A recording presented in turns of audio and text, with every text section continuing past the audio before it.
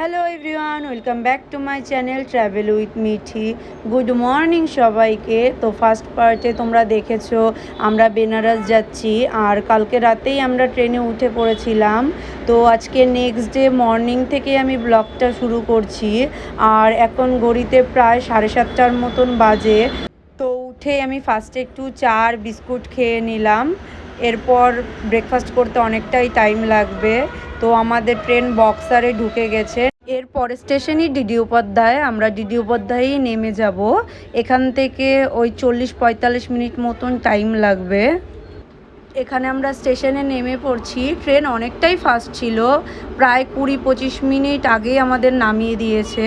তো এখন আমরা স্টেশন থেকে বাইরে বেরোবো।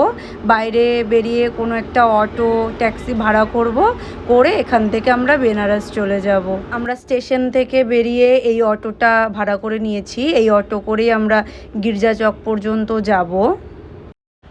তো আমরা এখানে অটোতে উঠেও পড়েছি, অটো ছেড়ে দিয়েছে। এখান থেকে 40-45 মিনিটের মতন টাইম লাগবে। এখানে আমরা অটো থেকে গির্জাচকে নেমে পড়েছি। আমাদের হোটেলটা গির্জাচকের কাছেই।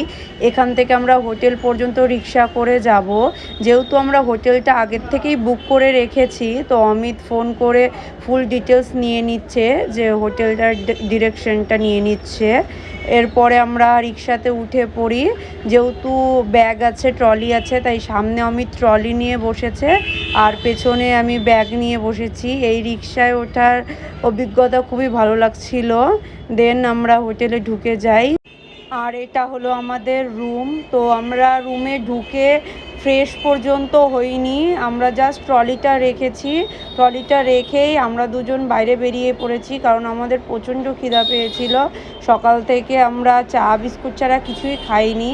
তো হোটেল থেকে বেরিয়েই সামনে হাঁটতে হাঁটতে আমরা এই দোকানটা দেখি, এখানে কচুরি পাওয়া যাচ্ছিল। তো আমরা ভাবলাম কচুরি দিয়েই সকালে ব্রেকফাস্টটা করি।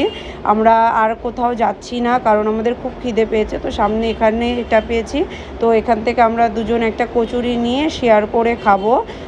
কচুরিটার টেস্ট খুবই ভালো ছিল, নর্মাল দোকান হওয়া সত্ত্বেও যথেষ্ট ভালো টেস্ট ছিল। আমাদের কাছে নতুনত্ব ছিল, এই টাইপের কচুরি আমরা আগে কোনো দিন খাইনি।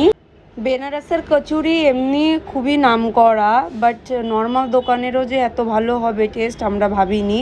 আমাদের কচুরি চলে আসছে, তো আমরা একটা জলের বোতলও সঙ্গে নিয়ে নিয়েছিলাম। তো আমরা কচুরিটা খেয়ে নিই, আর এখন আমি এই ভিডিওটা এখানেই শেষ করছি।